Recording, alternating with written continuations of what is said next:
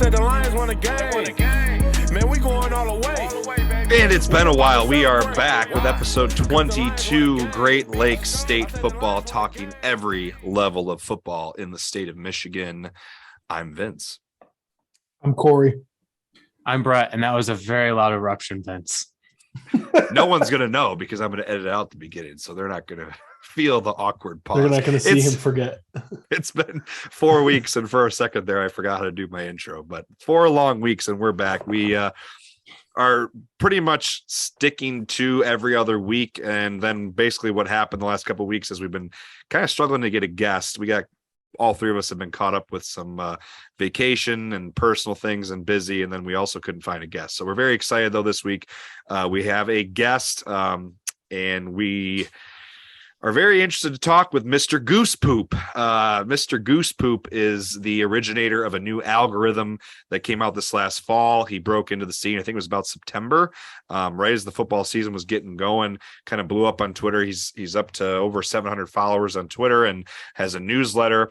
And he's going to talk about what he does. He has helped create an algorithm to predict high school football here in the state of Michigan, in terms of records and playoff predictions. So kind of took some of the things that Snooze to You has been doing for a long time and really took it in a whole new level, whole new direction. So it's not quite the same thing that Snooze to You has been doing, but there are some things that are shared there. So really cool to have another person that's helping contribute to some of the excitement around playoff football here in the state of Michigan for high school football.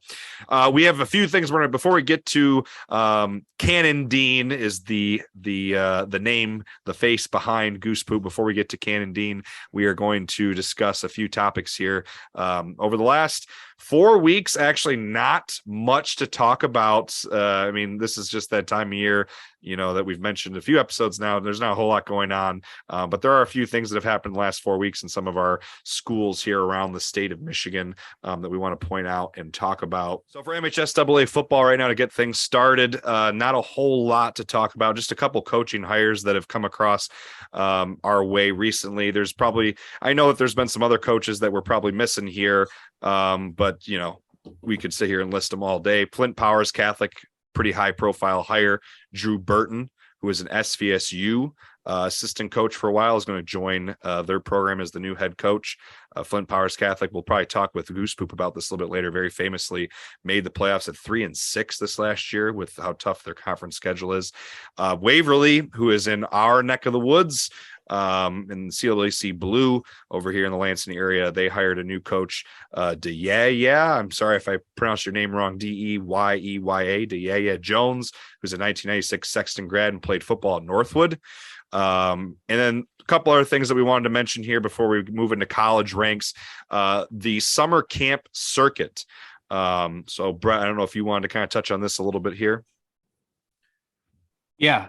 So first off, it's CAC Blue is your neck of the woods, Vince. We're the OK conference out here.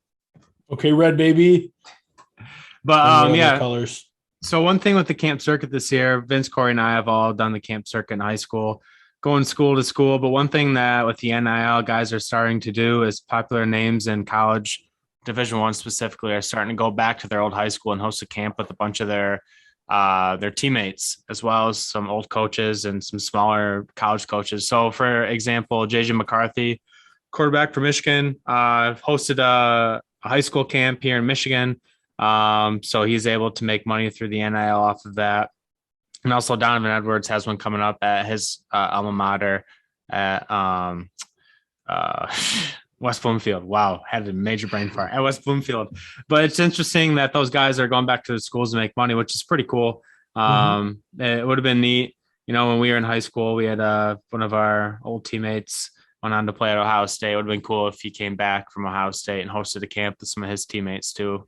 So just one other thing that the NIL is changing for the better. And the camp circuit's a grind, so it's good to kind of see. I feel like these might be lighthearted. We held the Sandalite camp at Grand Ledge with Western Michigan, and I remember. Yeah, I forgot we did that for a few years in a row, didn't we? Yeah, we did it a few years in a row, and that was always cool because you got your face in front of some coaches. You did a little bit more one-on-one stuff, and they brought in some other pretty talented kids from other schools. I remember Paul Jorgensen was there. and James Jackson from DeWitt, two guys who one played in the GLIAC and one played at Northwestern. So the satellite camp is definitely the way to go. Much easier to get exposure. And it's a way to do so without having to drive or, some kids, I don't know if some kids are flying. My family didn't have the money to do that, but we were driving all over the Midwest, to go to a few different camps, and that can add up, take a toll on a family. Remember driving to Ball State with you, Vince? Remember that? I do remember the Ball State camp ever. That so was, hot. I think I brought multiple shirts to that camp. I remember that was the first camp that I wore a visor on my helmet, and that was like the first time I ever got picked to go with like the good group. They like segregate things, and being a white DB, it's always hard. So I had a visor on that camp, and I got put in the good group. It was awesome. I will never forget when I went to U of M camp. The U of M camp, we did that too once, so that was fun. Yeah. But my junior year, I was at the U of M camp, and I was with the second group, and I had a hell of a day. And the next day they put me with the top group, and I just got my ass beat for like 3 one-on-ones, and I fell back down to the second group. But I did talk to South Florida. He's like, I really like what you're doing. We're going to be in contact. I never heard from that guy ever again. So. No, they're fun though. Those camps. Yep. The last thing we want to mention here with MHSAA before we get into the college ranks is we put out back on May 13th. So this was a couple weeks ago. We put out our next region, our regional rankings that we've been doing, our series here for several months. We've been ranking regions in the state of Michigan high school football teams by win percentage since 2010. And we finally put out our Detroit region. So the Detroit region took a little bit of time. There was over 170 teams to sort through in the Metro Detroit area.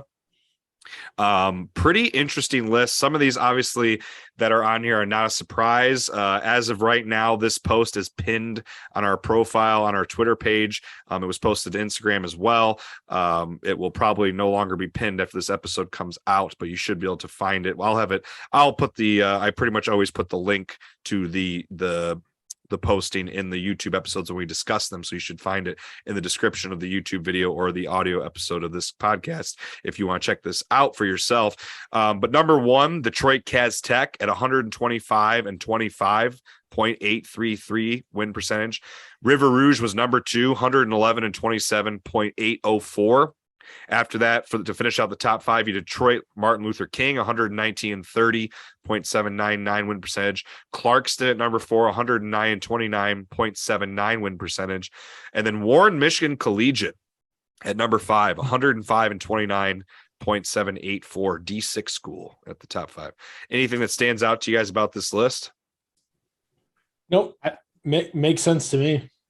I'm surprised that Warren De La Salle is not higher, and also DCC. But those are also the schools that tend to beat up on each other and make the playoffs at 4 wins and make a run. So I guess I'm not that surprised. So the number 12, number 13, and number 15 in this order were De La Salle, Brother Rice, Orchard Lake.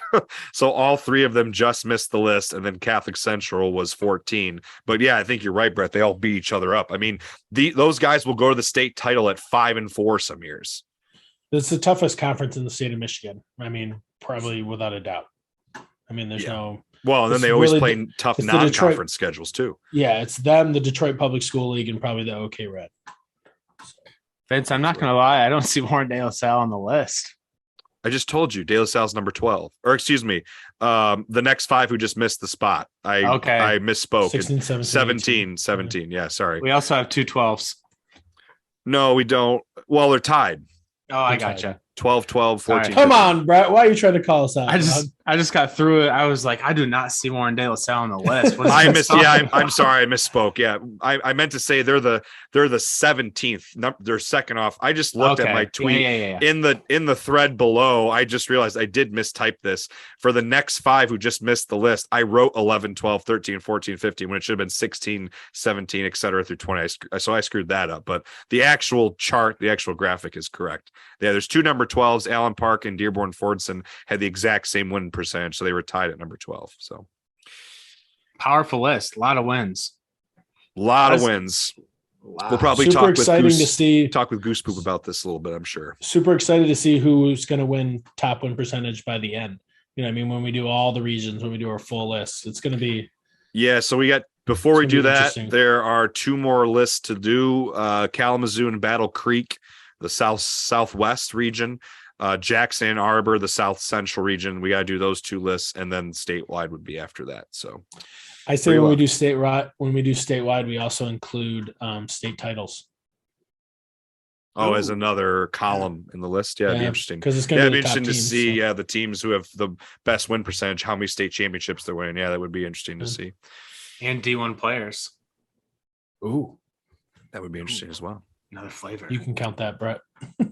Yeah, I will. I don't have. I'll lean on our friends at D-Zone for that. They I'll let already you- have a chart. All right, moving into the college ranks here. Gonna try and move through this quickly. We'll be talking with Goosepoop pretty soon here, shortly. D3 and NAIA don't really have much from the NAIA going on in the state of Michigan. D3, if you follow any of our MIAA schools here in the state of Michigan, most of them have been putting out their schedules in the last couple of weeks and putting out tweets on prospect camps. So obviously go to their Twitter pages to check out their schedules for this fall that they are now released, as well as any information on prospect camps that they may be at. The only thing in terms of news here or noteworthy things from the MIAA is Kalamazoo College did hire a new DC, Clay Whitehead, and we have been in contact with him. We are hoping when they're done with spring ball here, he might be our next guest, or at least a guest pretty soon. We'd like to just have a conversation with him. And then Kalamazoo and Olivet College, notably their punters, were listed by the College Football Network in a list of the top returning punters in D3 this year. So on that list, we have, if I can find it, Olivet number 17 and Kalamazoo number 19 for the top 20 returning punters in D3. So we've brought up the College Football Network's Twitter page before. They do a lot of really cool obscure rankings for small college football, which is pretty cool. So we're going to move into the Division II ranks here. The only noteworthy news from the last 4 weeks for Division II is mostly GLIAC and GMAC players getting signed to CFL or USFL teams. Pretty cool. Hillsdale, my alma mater, go Chargers, baby. First player in school history to be drafted by the CFL. Pretty cool news. Zach Herzog, who is a safety for the last several years at Hillsdale, becomes the first player to be drafted into the CFL from Hillsdale and the first player to be drafted to a professional sports league, professional football league, since Jared Valdir was drafted in the NFL back in 2008, 2009. I just forget what year it was. 2010, excuse me. Jared Valdir was drafted in 2010. So pretty cool. Zach Herzog is a safety. So I'll be interested to see how he does in the CFL. The next player that was signed to the CFL was from Saginaw Valley. Victor Abraham, linebacker, was signed out of SVSU. So again, another player from the GLIAC here. The team that he signed with was the Edmonton Elks. So it'll be interesting to see some of these guys. Again, he wasn't drafted, see how they play out through camps and things like that. GVSU player, Grand Valley player, was also signed to the CFL. Jake Lava, D lineman, Toronto Argonauts, and Grand Valley listed him as the 66th Grand Valley football player to sign a pro contract in their school's history. 66. That's pretty crazy. That's crazy. Brady Sheldon from Ferris State, who actually was in the NFL. He has been playing in the NFL for several years. His last season with Ferris was in 2016. Is actually going now from the NFL to the CFL. So he's a signee to the Edmonton Elks as well, a linebacker. And then another player from Ferris State, staying on them for just a second here, was listed by the College Football Network as a top specialist in the nation. Marcus Taylor, top return specialist. So I figured I'd mention that while we're talking about Ferris State here coming into the season. College Football Network's been putting out a lot of rankings. And the last D2 bit of news here is Peyton Mulho from Northern Michigan signed to the USFL with the New Orleans Breakers. So first, I think that's the very first GLIAC player that I'm aware of to be signed to the USFL, unless you guys can remember another one. I don't remember. At least recent GLIAC player. Yeah, recent one. Yeah. I'm not sure if the original teams, when they started back in, when the season began, if they had any that were signed. But Anyway, that kind of wraps things up with high school D3, D2. Brett, take us away with some FBS. All right, for the FBS, pretty quiet. I'm not going to go through each FBS team and talk about guys that have made squads below the NFL level, just because that list could be forever long. But starting in Central Michigan, a couple articles out this week. With the draft behind us now and OTAs ongoing, Bernard Raymond, offensive lineman who was picked in the third round, was considered the best value pick in 2022. There were some reports he had to go in the first round. He slipped to the third round. So great value in the pick there for the Colts. Central Michigan did drop an article. Well, Yahoo dropped an article for Central Michigan on the Chippewa preview, highlighting some of their top 10 players. I won't go through them all, but with no surprise, Lou Nichols is at the top of the list. It's really interesting that he ended up coming back to Central. There were some rumors that he was flirting around with the portal a little bit. Is he going to be a fourth or fifth year? I think he'll be a third year. Oh, really? I thought he was older than that. Maybe he might be a fourth year. I think it was a third year last year. But nonetheless, he led all college football in rushing last year, so FBS included. So it's going to be good for Central to have him back. And they also have the quarterback back, Daniel Richardson. He was listed number 2. I was a little surprised by that. While he's pretty good, I think that the fact that he has a All-American running back behind him helps. I think there's probably some more valuable guys on that squad. But nonetheless, Daniel Richardson number 2. And then I'm not going to go through the whole rest of the list. But another one on the list is, there he is, Kobe Lewis, backup running back. So Kobe Lewis, interesting. They have 2 running backs in their top 5 most important players. Kobe Lewis actually tore his ACL last year. He was set to start at the beginning of the year. And really? He tore his ACL, and then Lou Nichols ended up coming in having the season he did. So they have 2 just fantastic running backs this year. But they have an offensive. Oops, sorry to interrupt. I was just gonna say there was a graphic posted on Twitter, and Central is ranked the fifth best running back duo to come back for 2022. Yeah, they're gonna have a fantastic backfield. They have some holes on their offensive line with 2 guys going pro, so that will probably have a little bit of influence on their success. But yeah, something to watch as the season goes on. They did announce start times this year for the MAC schools. So Central Michigan, as we know, is starting out with Oklahoma State on Thursday night, and they'll start at 7 p.m. in FS1. So that would be an awesome kickstart to the college football season. Moving on to Western, not a whole lot of news, but Western, who opens up at Michigan State, is playing the next night on Friday at 7 p.m.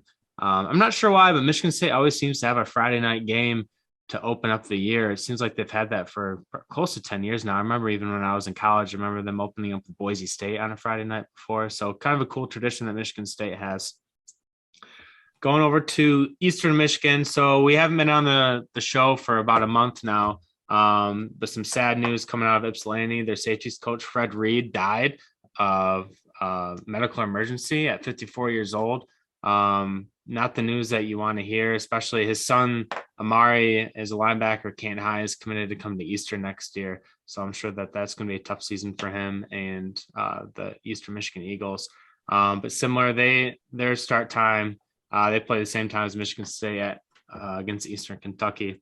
Another thing I found interesting too was Eastern Michigan just hosted a camp, like a victory day for Special Olympic athletes. It's not something you see very much in football, just because of the nature of the sport. But what they did is they had a couple hundred Special Olympic athletes come, and they taught them how to throw a football, catch a football. For those that were able to kick a football, obviously some of the paraplegics can't do that.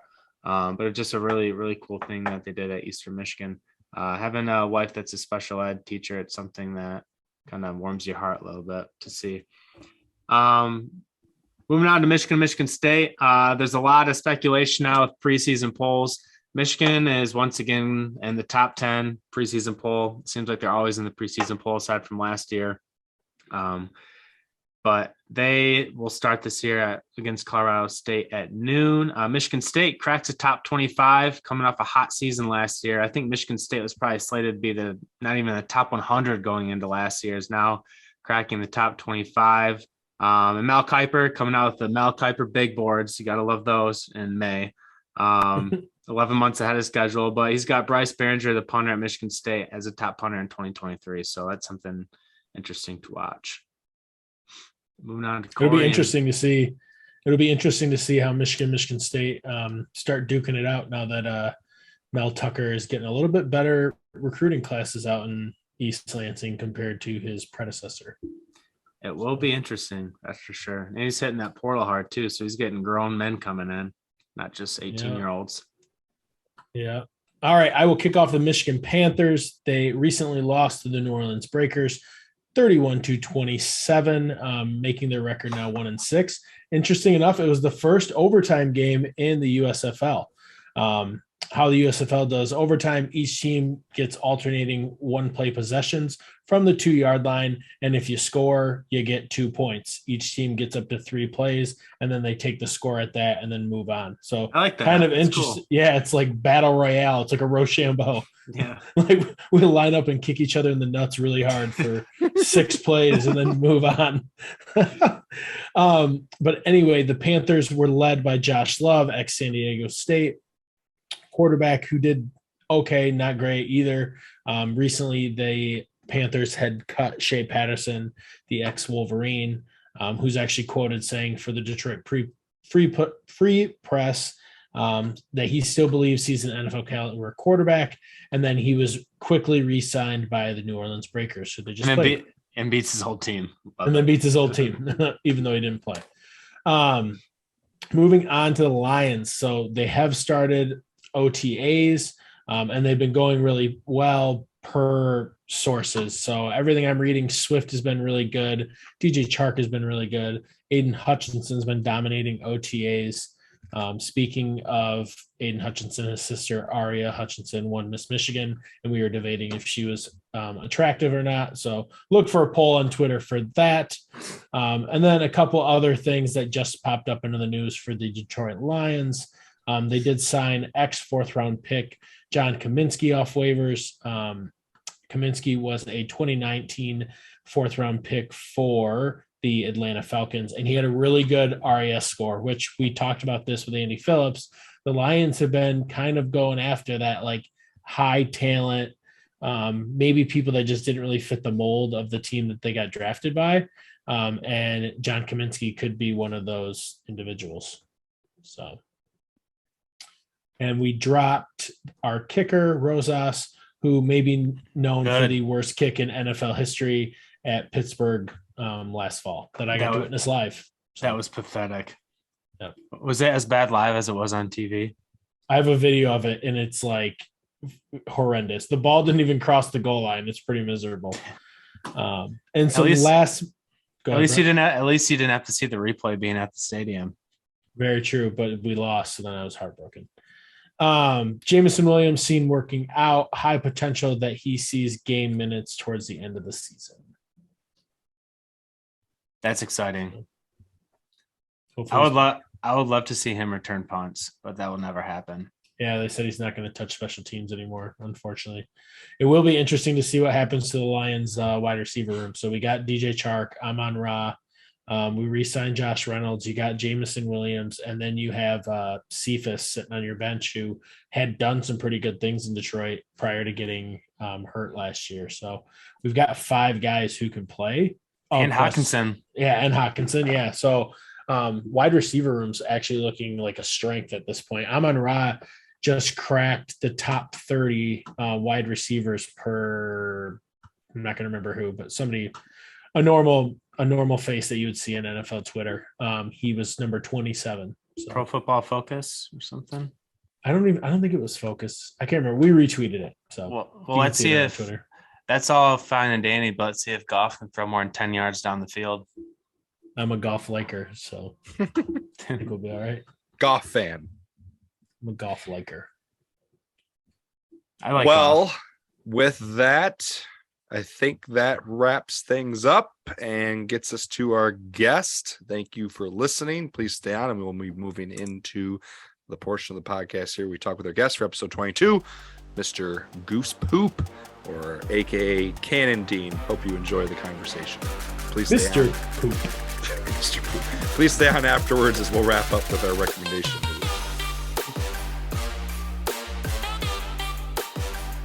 I'm going to go ahead and segue into the second part of the podcast here for episode 22 with our guest, Kanon Dean, or AKA Goosepoop. Kanon Dean is a 2014 Lowell grad, 4-year letter winner in wrestling, where he was also 2-time All-State as a wrestler, 2-time letter winner in football at Lowell as well. Then he went on to Harvard, where he wrestled for 4 years, was a 4-year letter winner, academic All-American before graduating with a degree in economics. And he has recently launched, as of, I think it was about September, if I'm not mistaken, it was either August or September last fall, because I noticed it gained traction pretty quickly on Twitter, a Twitter page and a website, newsletter. He's got an app, all with the name Goosepoop. Mr. Goosepoop, how are you doing? I'm doing well. Thanks for having me on. Absolutely, man. So I know I talked with these guys a little bit about it in the fall. I am with what you're going for, and we'll talk about it because I'm sure people are listening right now. I'm sure people will read the title of this episode and be like, "What the hell? Who are these guys talking to?" If they're not already familiar with you. Now, again, you have gained quite a bit of attraction on high school football, Michigan high school football Twitter sphere. So I know there's quite a people who know who you are, but Brett and Kory could probably attest to this. I'm someone who enjoys the analytics around playoff football and trying to figure that out. Do you want to kind of talk really quick and introduce here your Goosepoop? What you got going on here with this idea?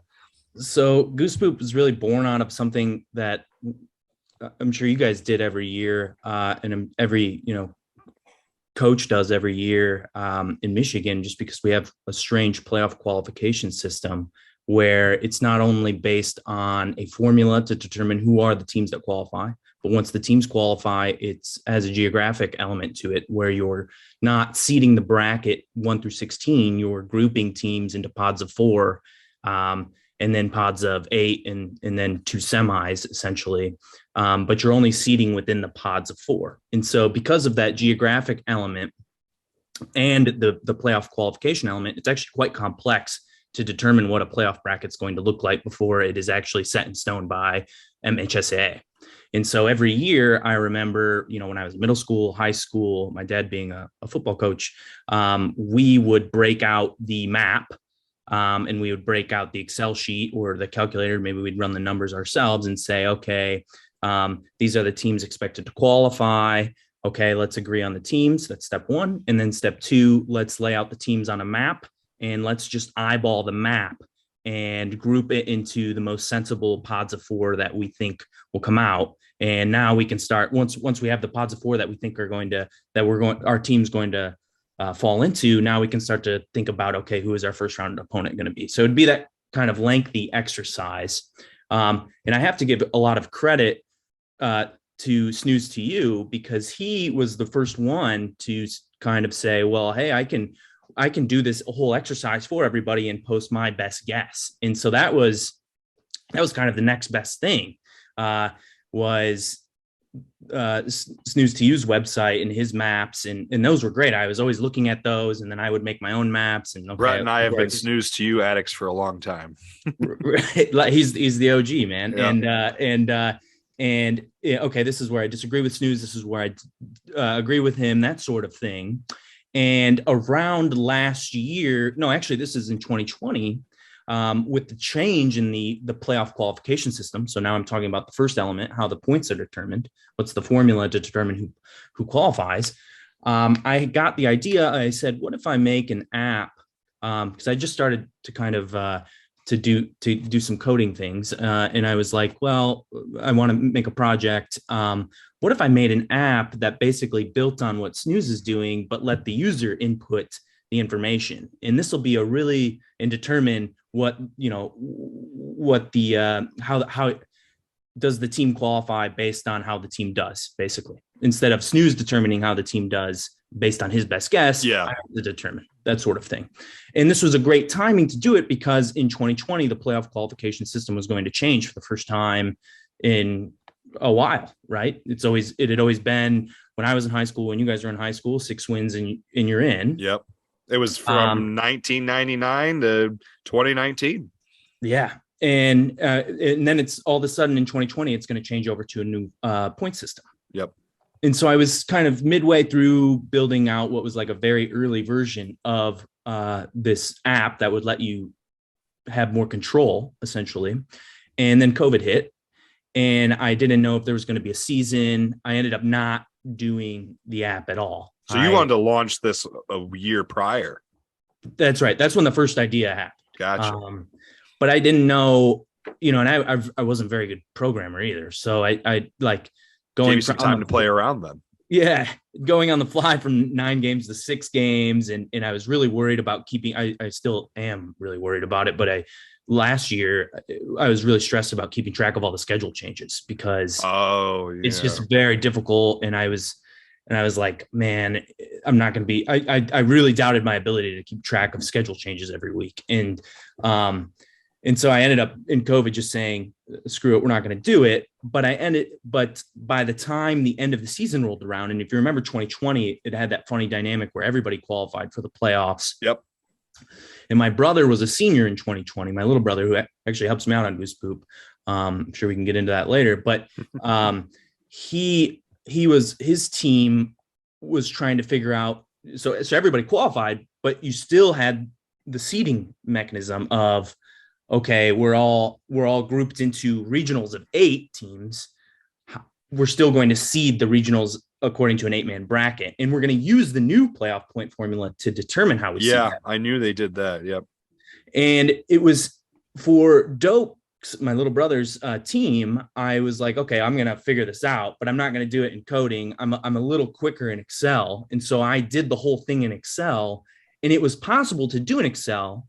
It's not really possible when all teams are playing all 9 games, because you get this huge network of teams playing teams, and you have to, your Excel sheet's going to get way too big. Yeah. But it was possible in 2020 because it was like the NBA bubble, basically. Yeah. All of the white played only the white. I'm saying the OK white played only OK white or OK red.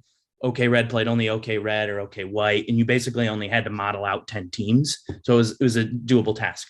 That was the first iteration of Goosepoop. And then this is a long answer to your question, so I apologize. No, again, for anybody We're listening, all night, baby. Yeah, for anyone listening, if they're curious, they want to know, man. Absolutely. But coming back, 2021, I was like, okay, we're going to build out the real deal version. So, and that's, we launched August 2021. So. And I'll have obviously the link to your website and your Twitter page in the descriptions, audio and video versions of the episode. So if anyone's listening, they're like, I want to check this out. And Brett and Kory were playing around with it, playing around with your website before we started, because you've already got predictors already. You can go in and check out predictions for 2022, if I'm not mistaken, right?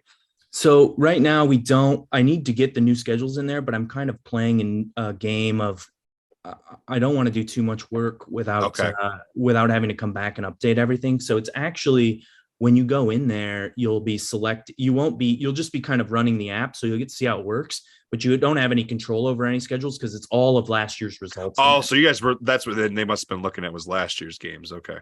Yeah. That makes sense.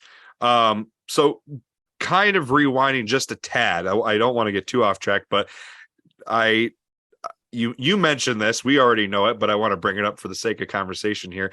You come from a very famous high school football coach. You are the son of Kanon Dean.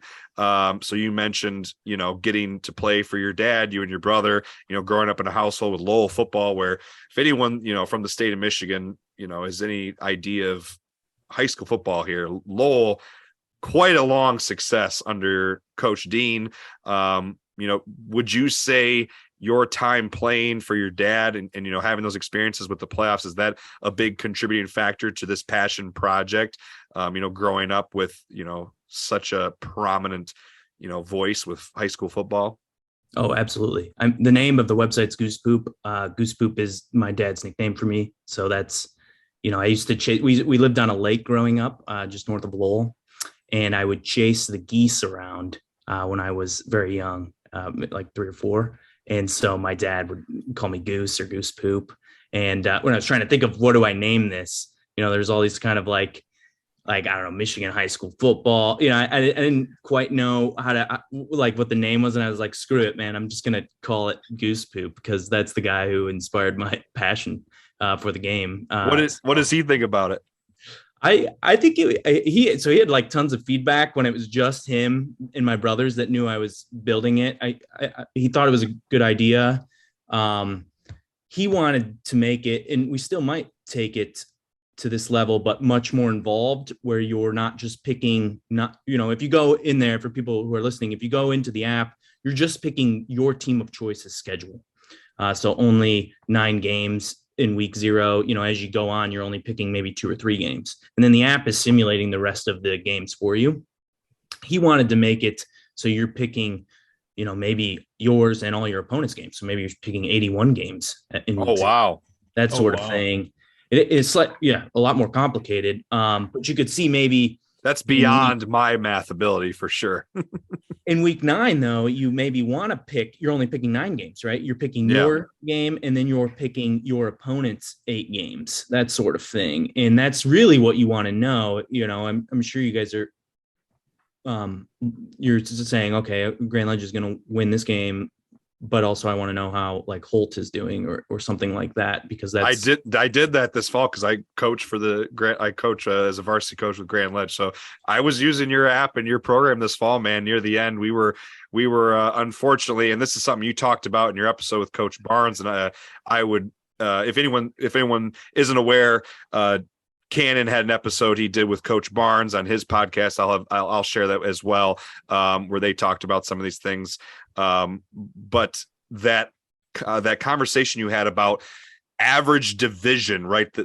Are you playing up or down? Because the division is so important, and we were not playing very many as a D1 school, not playing a lot of D1 teams, a lot of D1, D2. So it really hurt us. So I was really kind of concerned, and using your algorithm, your program to kind of figure out what do we got to do here? Where are we going to be at? How much luck is going to be involved here? So I think it's very effective, and I enjoy getting to play around with it. I'm looking forward to continued use and to see where you go with it. That's great. Makes me happy to hear you say that. So does your dad, has he, other than you said he gave some feedback, has he been associated with it at all? Or is he just kind of, if you ask his opinion on what he thinks about it, he's just kind of giving opinions, or I'll run some article ideas by him for the newsletter. I'm always, and we were talking about this before the show, it was something you're so passionate about. I'm always worried I'm going to make somebody mad or something. So we've been posting these articles about recruiting data that I've assembled, and I don't want to like offend anybody when I say anything that's never I don't want to bring teams down or anything. So and I'm always trying to bring it on a positive light, but I always try to run it by him and be like, hey, what do you think about this? Try to get his opinion on that kind of stuff. But beyond just getting his opinions, that's basically his extent of his involvement. Your data is unreal, man. I've been skimming this article since we've started tonight, and the last one you did just talent generate high school football wins, and it's making my brain throb. I'm not a math guy. I haven't read through it completely, but it's pretty amazing. So, well, that's shout good. out to you, Goosepoop. So Kanon, can you give us so for the people that are listening, can you tell us like a little preview on during the season what your newsletters look like and how they're structured and what they can expect? Yeah, so we and I only started it maybe in the last month of the season last year, but I was seeing everybody coming to the site, and I just didn't know who was coming, and I was like, man, I'd probably be friends with a lot of these people, so I maybe try to establish a relationship with them in some way. So I just put a little pop-up for a newsletter, and some people signed up, and I was like, okay, what am I going to write about? And I was already tweeting some data out on Twitter. So I was like, okay, well, maybe if I just convert some of my tweets to newsletters. And so that kind of evolved into, well, I have this huge data set that I'm using to update the model every week, the Playoff Wizard model, the app. Why don't I there's some kind of fun facts I've uncovered in that data set that I can just share with everybody. It's probably pretty interesting. And so what we'll do every week is heading into the week, we'll highlight where are the best games across the state. And the way we are accomplishing that is we had we only started in October. So at that point, the number of undefeated teams is pretty pared down. So we were just saying, okay, here's where the undefeated teams, or maybe a one-loss team, is playing an undefeated team. And so, pay attention to these games. Cause I think it's, as a fan of high school football, I think you have great reporting by your local reporters, right? Where you have your post-game highlight show, that sort of thing. Mm-hmm. But you don't have a good way of keeping tabs on what's important going on around the state, that sort of thing. Because all of the local guys are focused on the local game. Maybe like Mick McCabe does that, like the statewide rankings, that sort of thing. But that's what I was like, oh, well, this is interesting to me. Maybe it's interesting to other people. And so we'll do going back to your original question, we'll do heading into the week. Okay, here's the 5 or so games you should pay attention to. They're between undefeated teams. We'll do some stats on each team. So how many points per game are they averaging? How many points per game are they giving up? What's our strength of schedule rating for each team? And then we'll do, which will be even better this year if we have more usage on the tool, but we can pull some data out of the back end of the tool and say, what does everybody in the state think is going to happen? And so we were sharing that pretty frequently on Twitter. We got into a great competition with a great local sports reporter here, Jason Hutton on Fox 17. They would pick the games, and then I would say, okay, you guys pick the games. Here's how the crowd is picking the game. So the composition of everybody's picks who's using the tool, I can say, okay, Grand Ledge is pretty confident they're going to beat whoever they're playing this week just by the sum total of their picks. So we'll share that in the newsletter as well. That's going back to your original question. That's kind of on Thursdays, we release that. And then after the fact, we just do kind of an assortment of, okay, here's the rundown of what happened in our games of the week. I try to do some digging into Twitter and other articles posted by people on those games, because I didn't attend them, and I'm not an expert on them, and just say, hey, here's a link to what happened in Midland last night, or that sort of thing. And then we'll do some fun facts. So last year we did Survivor Island, where it was just how many undefeated teams are left in the state, which I thought was kind of interesting. We started with 43 and ended with like 6 or something. So yeah. That's a flavor. And then out of season, we post not as regularly as I'd like, but maybe once every 2 or 3 weeks, we post a new article. So, and those are more long form kind of analyses. So that's great. That's a lot of content. I give you a lot of credit for doing all that in your spare time, just for the pure passion of it.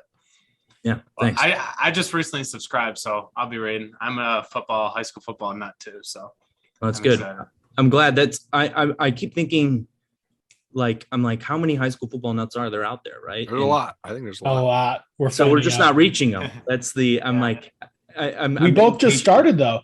You guys just started. I mean, you guys are hardly a year old, and we're 6 months old. So right. We've got a long way to go, my friend. I'm excited. We should all get to a game or a few this fall together. Absolutely. What you're doing right now is one of the things that when we were in high school, we'd be like, man, it would be really cool if we had this, like this tool, and now we have it. That's great to hear. That's the whole goal. That's the whole mission, is to elevate the conversation around the sport. So like I hear, this is kind of tangential, but Coach Barnes was like, we like using the tool, but I love showing the kids the tool, right? Because it gets them excited, and then they go on it and they can see, okay, Madison Heights Division Foley is projected to play this. And like, I love that, like that conversation. Like, how can we give things that make kids excited to play the game? Right.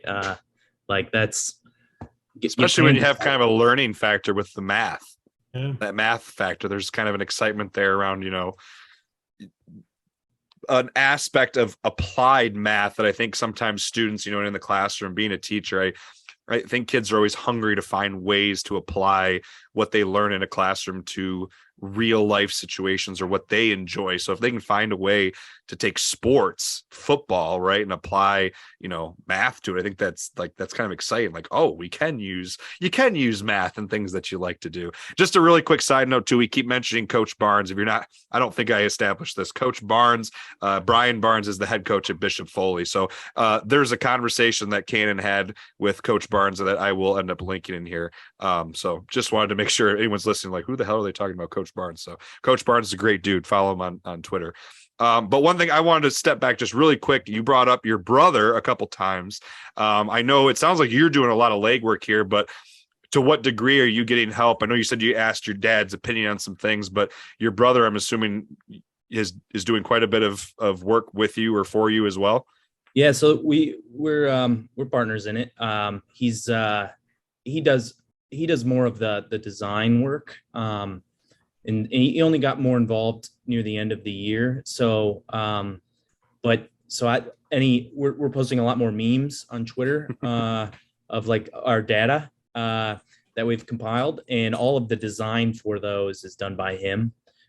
So he makes the templates, and it's something he's good at. I'm not particularly inclined towards those things. So that's kind of where he fits in. I'm more of the data guy and the code guy, so to speak. So, and we're going to be the big idea guy, right? The brains. The brains.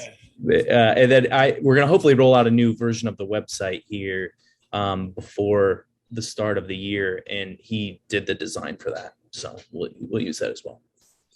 Well, and we didn't really discuss this off air a whole lot yet, but something that I'm kind of excited about, and I know Brett and Kory and I have mentioned a little bit, is we've been kind of overlapping a little bit. It's similar but different with current rankings that we've been doing. You've been putting out rankings for average wins by division of teams since I think 2013, which I find really fascinating. It's a conversation I've actually had with our head coach about the exact thing that you're analyzing, how wins are almost, I think I'm trying to remember the way you word it, wins are being like hoarded, or they're, what was the wording you used, how to describe some of these teams that are acquiring more and more wins opposed to them being spread out among teams and divisions?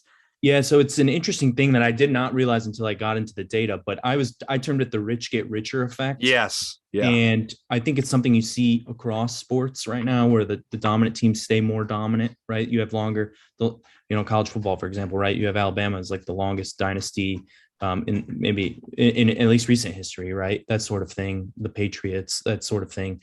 But basically the simple summary of it is, whereas you might expect the distribution of wins across. So I'll step back even further. The wins are a fixed number in a system. So I can't manufacture more wins. If Grand Ledge wins more games, they are taking from somebody else, right? So we begin the year with a set number of wins. You would expect that to have a normal distribution, so a mound-shaped distribution, where most team, and the way to think about that is most teams go 5-4, most teams go 4-5, right? That's what you would expect. And then there's some teams that are very bad, they go 0-9, and some teams that are very good, they go 9-0 or 14-0, right? And for the most part, that's true. But if you look very closely, you can see the shape of the distribution tilting away from a mound-shaped distribution towards a very long right tail, where stretching towards very, very good teams. And what that means is there are less very, very good teams than there were before. Yeah. And we posted about this in the newsletter, and we said, okay, well, that's interesting. You can basically see this from 2015 onwards. And we're like, where is that happening? And basically it's all happening in the lower divisions. So Division 5. Yeah. And it coincides with basically the decline in number of teams down there. There's the same number of teams that there always was. Not really. There's the same split between divisions as there always was, right? We've always had equal divisions, essentially. Yeah.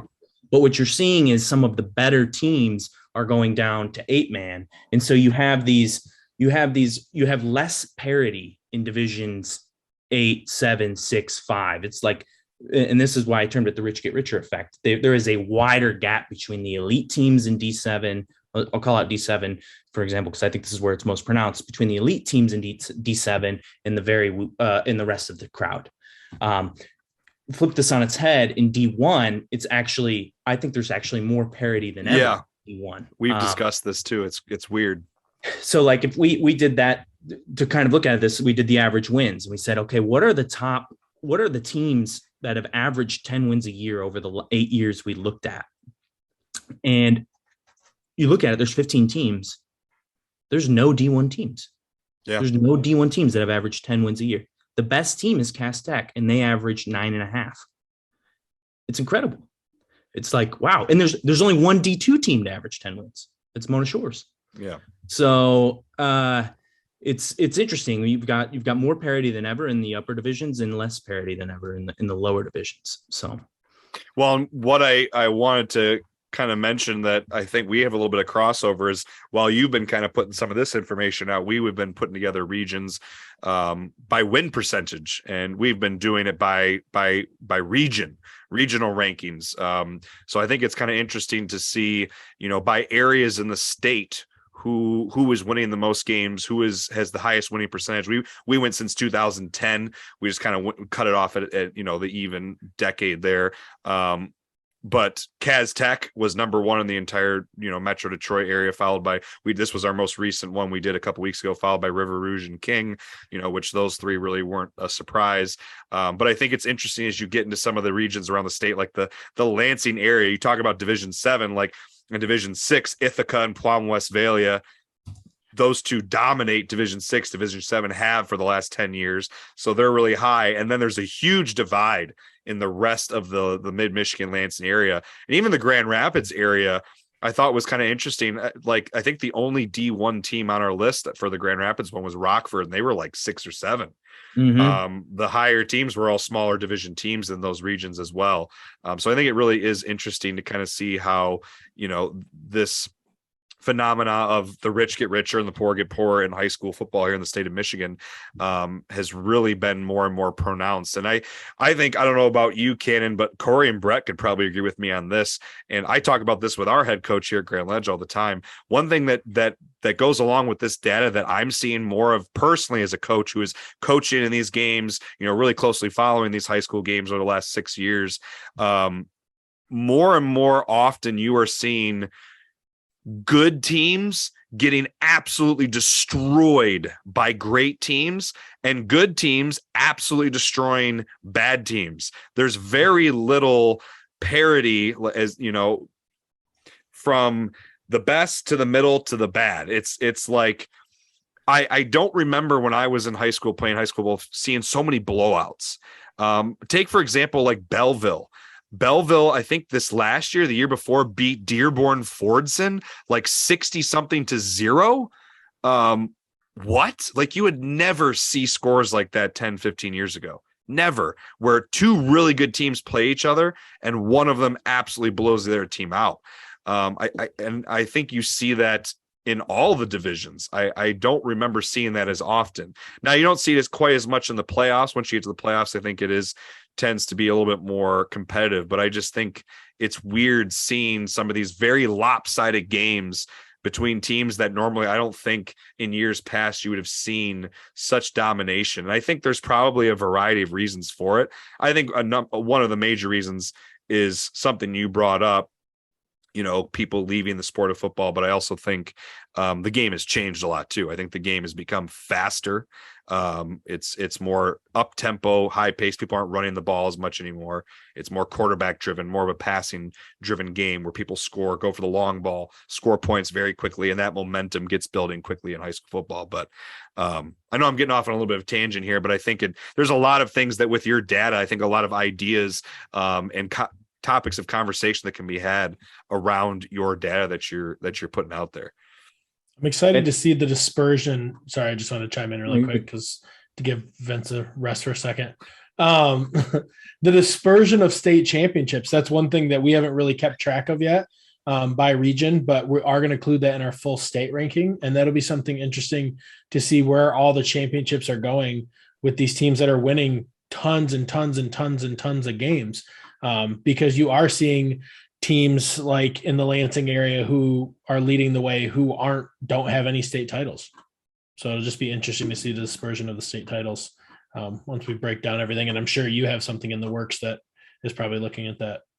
Yeah, that's like, I couldn't debate how to measure performance of a team. I think we all can agree that state title is the ultimate goal, but you kind of lose out. It kind of makes it really binary, or maybe like you're only measuring whether you made the state finals or not, and you kind of lose the story in between. And so it is that'll be an interesting analysis. I'm excited to see when you guys see that. I ultimately settled on wins because I think everybody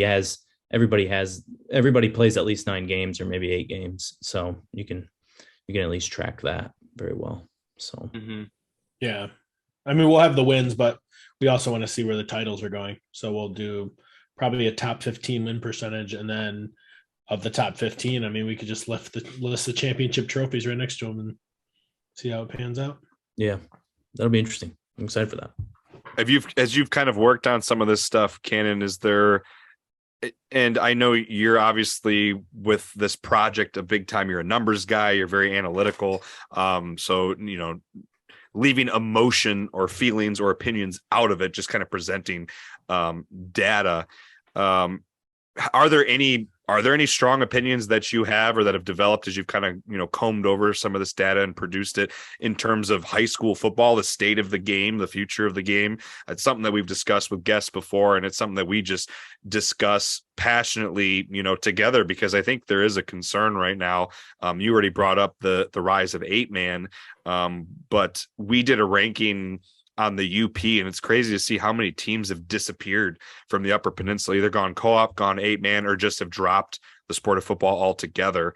That's kind of a specific example, but I think in general, I mean, you look at, I saw an article that said in the last, I think since like 2008, that there's 100 and something fewer 11-man teams in the state of Michigan over the last 10 plus years. Like, the number of 11-man teams that are just gone, either going to 8-man or not, or just dropped. They're not playing football at all anymore.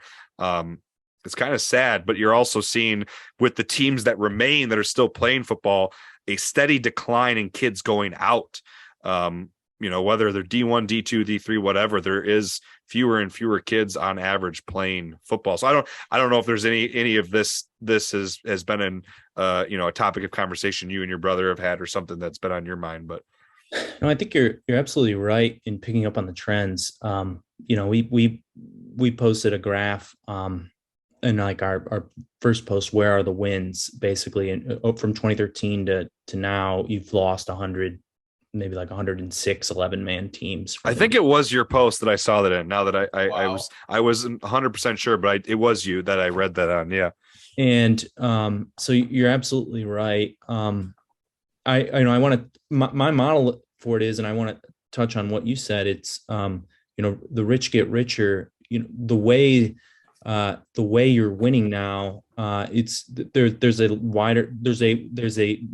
a higher number of resources required to win, is my theory on it. Yeah. So, and those kind of things, once you have that, they compound and they actually widen the gap. So I've won, last year, and I'm more likely to win because I won last year. So maybe that means the community is more excited about it. So maybe we're going to all rally around some sort of millage and pass a new facilities thing that makes the kids more excited about it. Maybe more kids, families in a suburban area, they have middle school kids, they want to play for that program, so they move in. So now you've got more talent, or maybe it's not even just talent, but they're there for a reason, so they're not going anywhere, right? The families that moved in. So I think about this a lot with actually, I'll go on a tangent to the sport of wrestling in Michigan. I don't there's probably not a lot of, there's probably just some overlap with your guys' podcast and prep wrestling viewers, but they might be surprised to know that like something of the last like 10 wrestling state titles in the state of Michigan across all 4 divisions have been won by like something of 6 teams. It's like, there's like no parity in wrestling. Like Lowell, where I'm from, we've won the last, like since I've been a senior in high school, we have not lost a state title. We've won the D2 state title every single year. And so like that's a very pronounced effect, but I think wrestling has more compounding of these compounding effects than football, because it takes like wrestling has a very wide skill gap, right? And so if you're in a community where everybody starts wrestling at age 4, that's going to you're going to have more kids who are successful at wrestling by the time they're 14. So they're going to contribute to the varsity team. The varsity team is going to be better. And then because the team is better, the kids who are 4 are looking at that and are like, I want to do that someday. And the gap just widens and widens and widens. And if you're a family who's really passionate about wrestling, well, why wouldn't you just move into Lowell where it's clearly, or like a Davison or a DCC or that sort of thing. So I think that same dynamic, it's probably easier to see it in wrestling because it's so pronounced. I think that same dynamic is happening to a lesser extent in football. And probably if you track any other sport, all across the state in every other sport. But what you see is you take more note of it in football for 2 reasons. One, football is still the top dog in terms of participation, but had always such a wide gap, right? So I don't know what it was like when you guys, we all went to high school around the same time. So, I remember years where we had like 50 kids out for varsity, that sort of thing, and in a full freshman team and a full JV team, right? It's like, that's a lot of kids. That's, maybe, I don't know, like 200 of 600 boys and that's probably 150 of 600 boys in Lowell High School. That sort of thing is somehow involved in the, so you see it, you notice it more when that drops off, right? If you have a 10% decline in 150 number, that's 15 less kids. If you have a 10% decline in a 14-person wrestling team, that's 1.5 kids. You don't notice 1.5 less kids, right? The second thing, and this is tangential to the first thing, is a football team requires more to play, right? You have 11 people on the field. There's no, baseball has 10. I think they're probably or 9, something like that. I'm not a baseball expert, but on the field at the same time, they're the closest, and those guys all play, or for the most part, play both ways. Football players, maybe half of them are playing both ways, right? That sort of thing, or maybe in a D1 program, maybe only 2 are playing both ways. And so you need a lot more. And so in that dynamic, not only do you have a larger team, and so a decline, you're just noticing it more. You're seeing 15 less kids. You're like, wow, that's a huge number of kids. I'm also feeling it, like as a coach or a fan, like, wow, our team is that much less competitive because I have to play 10 people both ways on Friday night or something like that. So that would be my theory, is you're seeing, this is not just football specific, this dynamic, it's across all sports, but because of the things specific to football, you see it more in football. Yeah, it's more obvious. That's right. Well, and I think a big contributing factor, and I don't want to get too off track from our conversation with Goosepoop or get too doom and gloom here with the state of high school football, but I think it is something that's important that people need to recognize. And I think some of the things that we're doing and you're doing to help get more excitement and buzz around the sport, get people, more recognition in a day and age where social media and the internet kind of rule as promotional tools. I think it's this idea that kids aren't going out for sports in general. I don't think parents, I teach and I coach currently at a high school. So I know this for a fact. Parents don't really push their kids to do sports anymore. And for decades in this country, that was a default, is like, you just went out for sports. Like, there was probably a time when most high schools where there was very few kids who didn't at least go out, at least as a freshman, go out for at least one sport. Now there is tons of kids who don't go out for sports at all the time. Like, it's just very commonplace for kids to just, they go to school and that's all they do. They don't do much of anything else. Or they just don't play sports. They're not interested in doing any sports at all. So I think that's a major contributing factor. I know Coach Anise at Ferris State, I watched a presentation he gave. He argued that video games is a big part of it. Video games has become such a popular part of the zeitgeist currently, where that's what kids do. They play video games on their phones, on tablets, on computers. Now. It's a college sport. And so they see it's an easy way to make money. The kids believe in their mind that it's going to be an easy route, to become famous or successful. They see Twitch streamers and YouTubers and things like that. But, there's other factors too. I think the idea of specialization in sports has created this problem too, where kids are not going out for multiple sports anymore. Whereas you would get a kid who would go out for football, go out for wrestling, and then may also do track in the spring, maybe a 2 or 3 sport athlete. Now some of these kids, they just do football. That's all they do. Or they just do wrestling, right? Or in the spring, all they do is lacrosse, right? They're maybe doing travel the rest of the year. They're focusing on just that one sport for one reason or another. But, I don't think there's one answer. And again, I hope, the sport finds its footing and doesn't continue to decline. But it is, with the number of 8-man teams rising, and there's nothing wrong with 8-man football. We've talked about it before. I think it's a good way to keep the sport alive in some places where that's the only way to keep it alive. They can't put 11 men on the field, 11 boys, but I don't know. I don't want to get too much doom and gloom here, but I don't know if you guys had any other thoughts you wanted to add. Otherwise, there was a couple other topics we could talk about.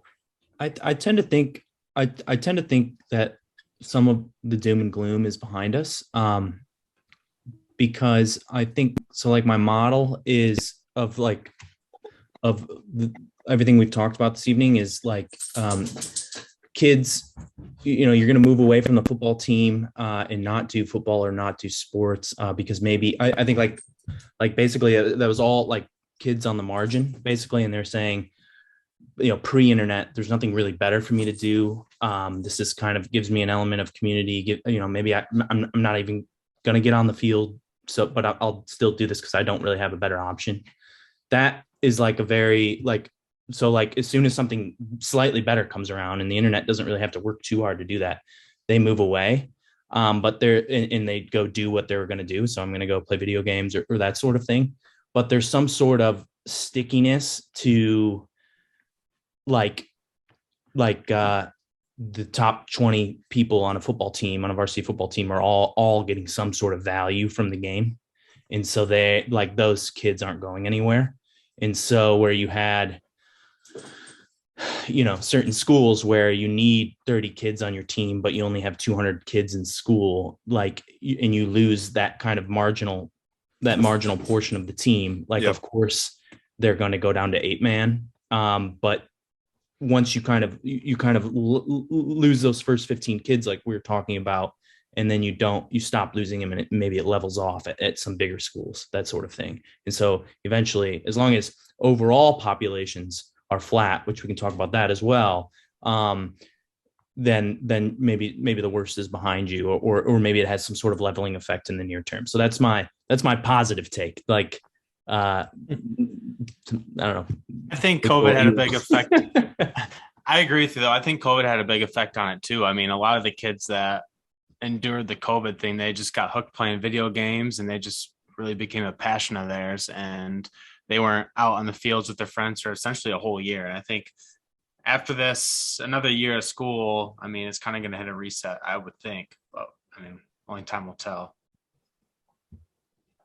Yeah, I as someone who again is seeing it firsthand as a coach, I was hoping, Brett, that part of that was right. I'm again, one thing I was looking for was, are kids going to be excited to finally have the opportunity to do things again? They're out of the house, they can go out for sports, they're back in school, they're back with their friends, and to some degree we have seen it at our district where kids do seem excited to do things again. But I also have sensed this a state of apathy, like they need to be shaken awake. Like some people are still in this mode of half awake, half asleep, because they've been stuck on a computer in their homes for a year. And it's like they need some more time to wake up and come out of it. I'm seeing that with not even just kids, adults too, who just seem to be kind of on autopilot, which really stinks. But maybe it just, again, as we move away, like Kanon kind of says, we move further away from it, it starts to probably level out, even out, with sports and anything else. But it is an interesting thing to keep track of, and, do whatever we can to continue to uplift the sport of football with those who are still playing it and enjoying it and coaching it and talking about it. Those are the people that obviously we want to stick around with. Kind of moving on here to another topic before we kind of wrap things up. We kind of talked about the playoffs a little bit already.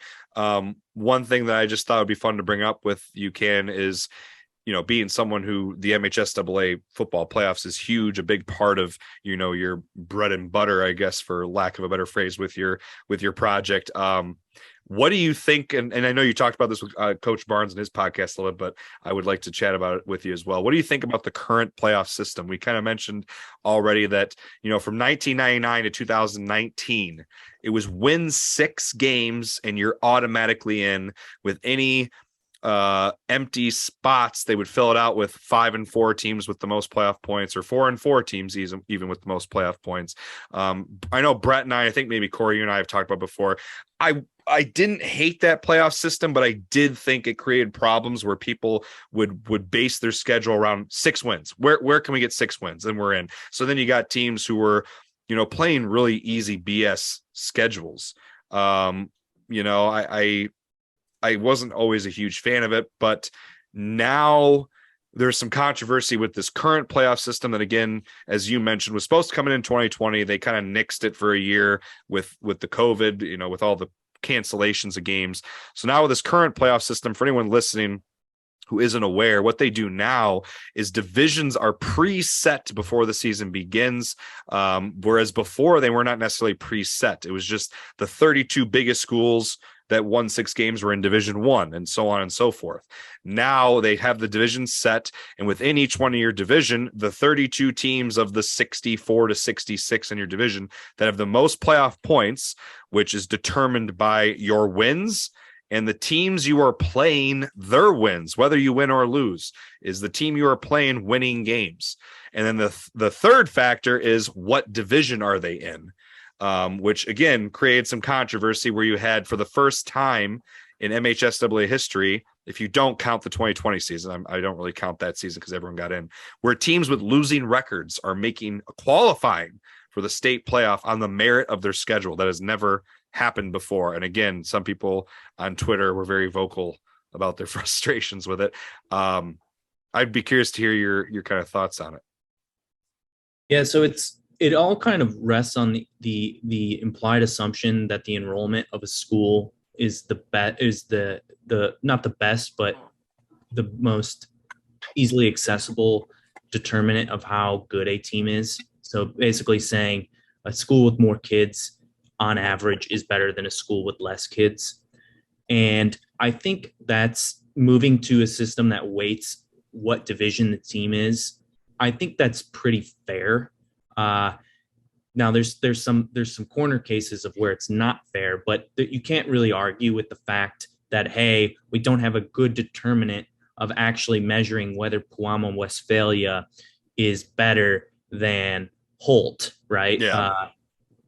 So we're just going to say all D7 teams are equal and all D1 teams are equal, and we're going to equal to themselves, and there's a gap between them on average. I think that's pretty fair. It's kind of peanut butter spreads everything, and so there's some corner cases, but you can't really argue with the fairness. The question is there a better system than this one?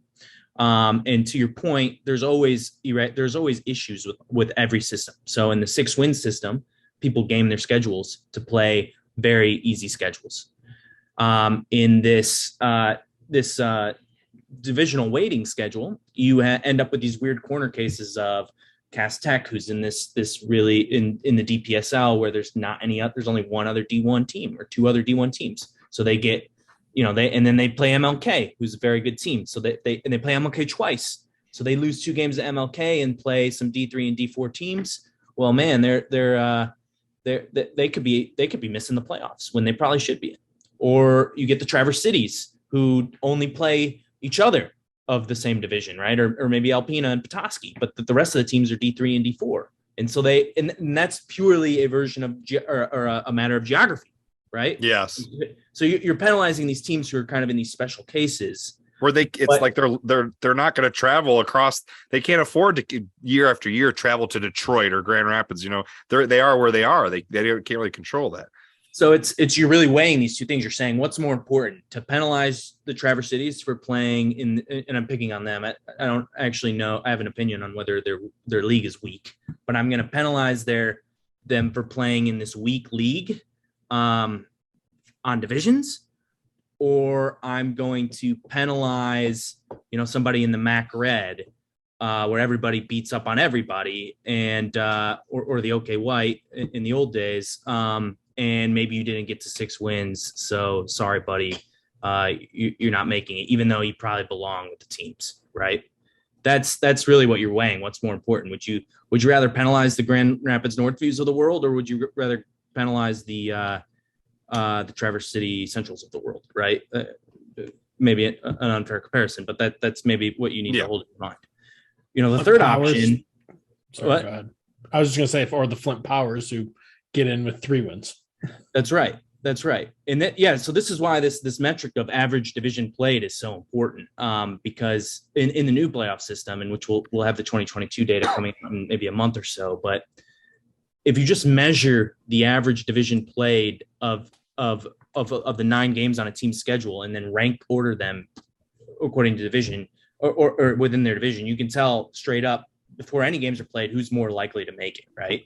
And so you did this for D6 heading into this year, and you looked at Flint Powers and you saw, wow, they're a D6 team playing a D2 schedule.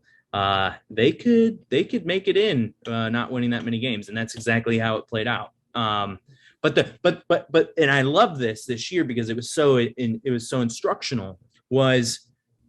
The question is, do they deserve to be in? Well, who got in and who did not get in? Who was the next man out? They might have been the second team out. It was Flint Hamity in D6. They did not make the playoffs. They were 6-3. They would have made it in the old system.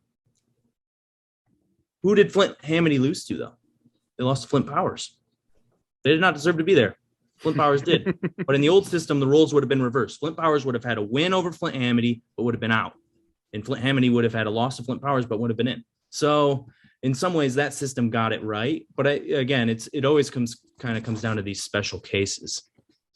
I tend to think that it's actually probably easiest. You're always going to have some system that rules somebody out unfairly. Yeah.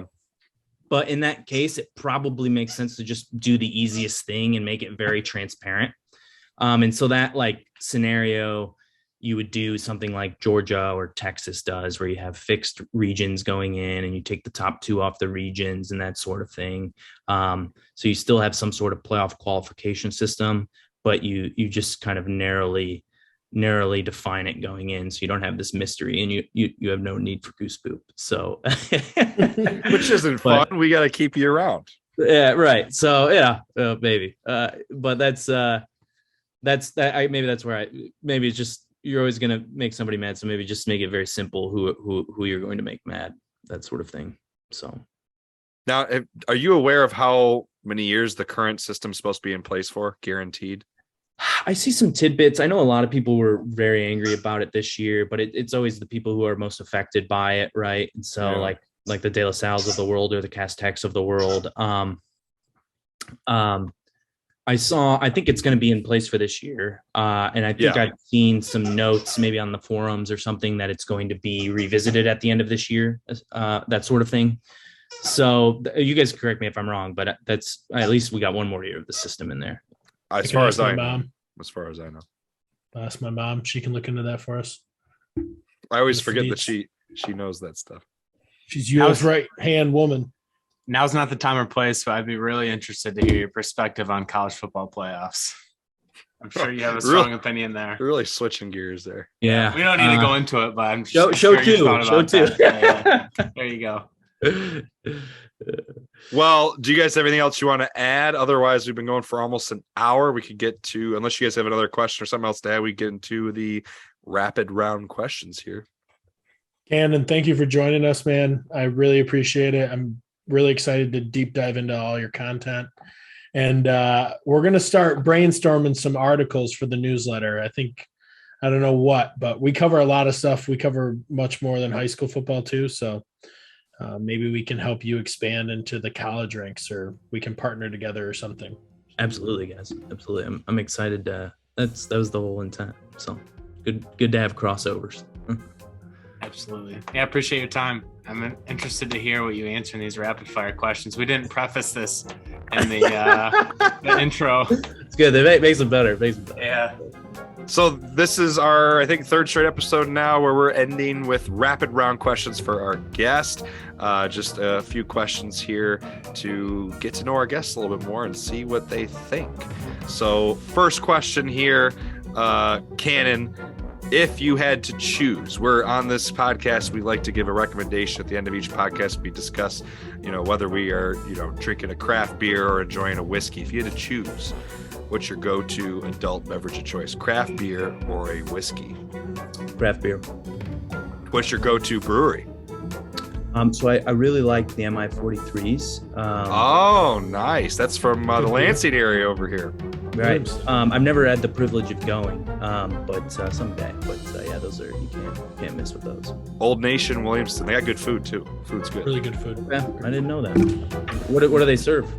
They have a whole bunch of stuff. I know that their burgers were really good, but it's like It's American. They do like like different kinds of mac and cheeses, and I know that they do like burgers and some different kind of sandwiches and things like that. So it's pretty typical craft brewery food affair, but it's good. They do a great job. Okay.